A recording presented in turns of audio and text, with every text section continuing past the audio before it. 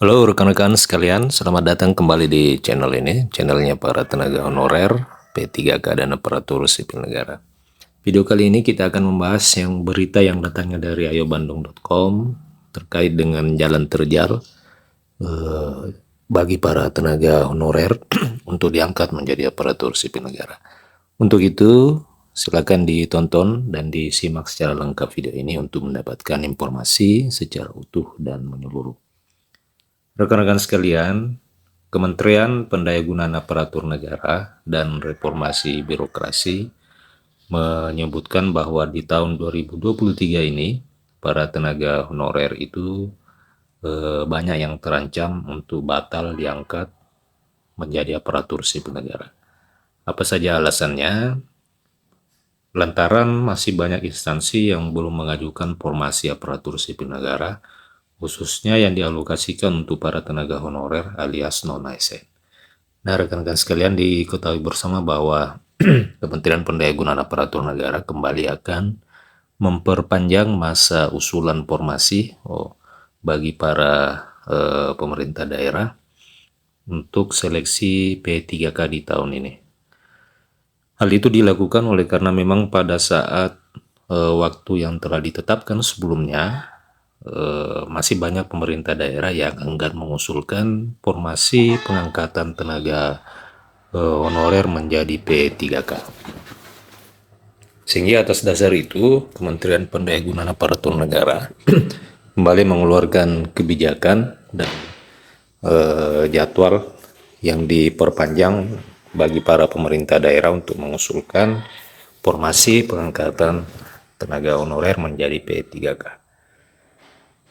Rekan-rekan sekalian, bila instansi tempat tenaga honorer tahun 2023 bekerja masih belum mengusulkan formasi sampai batas waktu yang sudah ditentukan, maka secara tidak langsung harapan untuk para tenaga non-aparatur sipil negara untuk menjadi aparatur sipil negara itu di tahun 2023 ini terancam batal.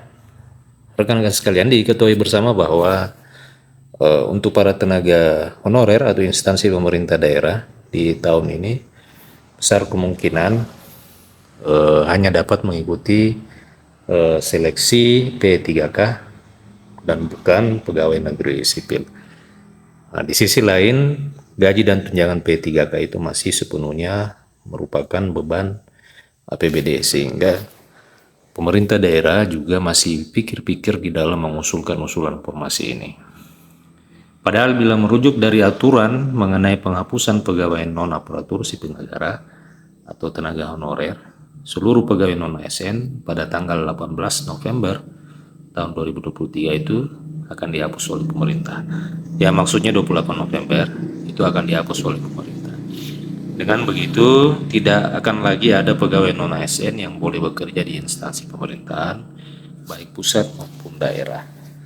Nah, jalan real yang telah diambil oleh pemerintah pada saat ini adalah mengangkat tenaga honorer ini menjadi aparatur sipil negara melalui mekanisme seleksi.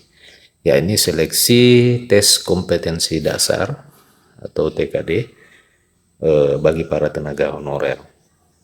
Lebih lanjut, Alex Denny selaku Deputi Bidang SDM Aparatur Kementerian Pendayagunaan Aparatur Negara menyebutkan bahwa hingga tanggal 10 Mei masih banyak instansi yang belum mengusulkan formasi ASN, sehingga hal ini akan menutup kesempatan para pegawai honorer untuk diangkat menjadi aparatur sipil negara tahun 2023. Rekan-rekan sekalian, usulan formasi yang disebutkan oleh Alex itu yang masuk per tanggal 10 Mei tadi sudah disampaikan masih jauh dari harapan dari kuota P3K yang telah ditentukan, sehingga masih jauh dari kebutuhan aparatur sipil negara.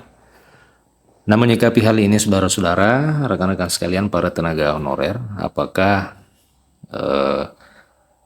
permasalahan ini kira-kira bisa mendapatkan perhatian yang serius dari pemerintahan? Oleh karena seakan-akan memang seluruh beban itu diserahkan kepada pemerintah daerah. Tentu pemerintah daerah juga sangat hati-hati dan selektif di dalam mengusulkan formasi, oleh karena mereka juga tidak mau terbebani dengan pembayaran gaji, sehingga tidak membebani kondisi fiskal dan keuangan pemerintah daerah.